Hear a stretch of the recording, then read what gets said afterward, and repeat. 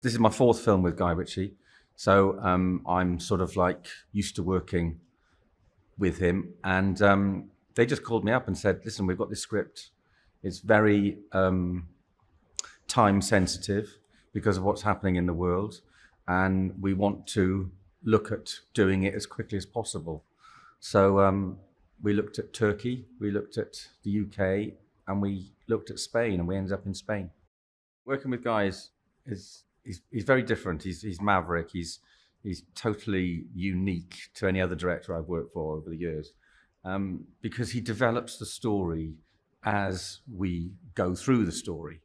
And for me, it's incredibly liberating because he allows me to do my craft, to create a world, and as long as he believes it and we work to a certain standard, it's a dream. It's a real dream for a designer because you're allowed to just make it up.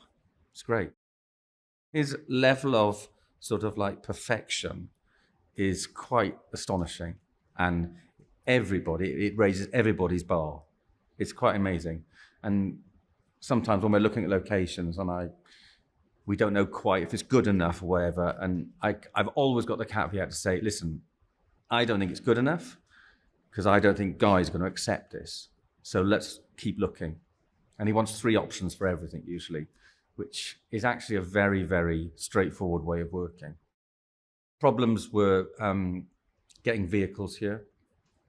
American vehicles that are in Afghanistan, we've got to get them to wherever, Spain or Turkey. So that's a big issue. And it's a very vehicle-led film. You know, we've bought probably 40 vehicles. Some of them we've had to double and treble because we've been blowing them up. So it was a big logistical monster, and that had a huge impact on the design of it. And then when they decided to go to Spain, it was all about hiding the Spanishness. We've decided to shoot this very, very differently.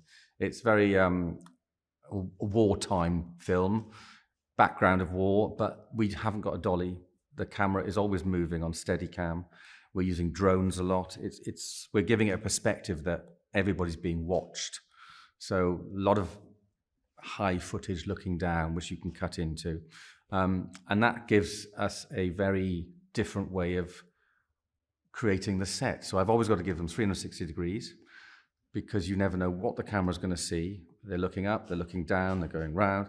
We're on vehicles. Vehicles are driving through shots. We've got big vistas. We're having to hide a lot of things with foreground elements like the sea, because we're in Alicante and they don't have the sea in Afghanistan. And then so working with Ed, the cameraman, it's the first time we've worked together. And you sort of like have to feel your way through with another creative because he's got a huge job to do. And I've got to give him an environment which is accurate and authentic. So that's been really great. And he's been really up for the bold use of color and the lack of lighting and the sources of lighting that we have used. We've talked a lot about it. It's been great, but he's been really, really easy and designer friendly.